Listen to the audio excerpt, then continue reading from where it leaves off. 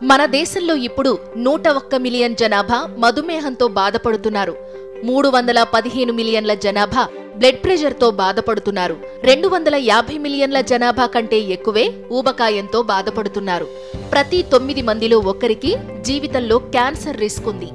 ఒక్కసారి మన ఆరోగ్య సమస్యలకు కారణమేంటో ఆలోచిద్దామా? సింపుల్గా మన జీవితంలో మారినవి రెండే విషయాలు.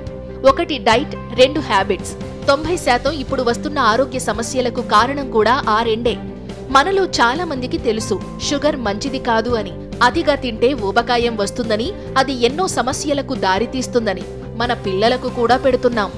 ఇంట్లో స్వచ్ఛంగా వండుకుని తినే ఆహారమే ఆరోగ్యమని తెలిసినా మనమే మన పిల్లలను బయటికి తీసుకెళ్లి జంక్ ఫుడ్ అలవాటు చేస్తున్నాం. మనం నేర్పే ఈ చెడు అలవాట్ల వల్ల మన పిల్లల ఆరోగ్యాలను కూడా చెడగొడుతున్నాం. ఇక్కడ మారింది రెండే, హ్యాబిట్స్, డైట్. ఇవి కలిపితే లైఫ్ స్టైల్. మన జీవన విధానం మంచిదైతే మన ఆరోగ్యం మంచిదవుతుంది. అదే జీవన విధానం మన పిల్లలకు అలవాటవుతుంది. ఇది మనందరికీ తెలుసు, కానీ పాటించట్లేదు. మద్యం సేవించడం, ధూమపానం చేయడం ఆరోగ్యానికి ఎంత హానికరమో, మంచి చెడులు పిల్లలకు నేర్పకపోవడం మీ పిల్లల జీవితానికి హానికరం. కానీ మీరు నేర్పే మంచి జీవన విధానం వాళ్లకు మంచి భవిష్యత్తును ఇస్తుంది.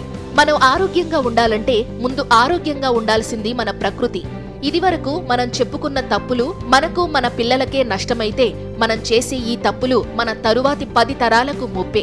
ఇప్పుడు మనం పీల్చే గాలి కలుషితం, మనం తాగే నీరు కలుషితం, మనం తినే తిండి కలుషితం, మనం వినే శబ్దం, ఆలోచించే ఆలోచన అన్నీ కలుషితమే.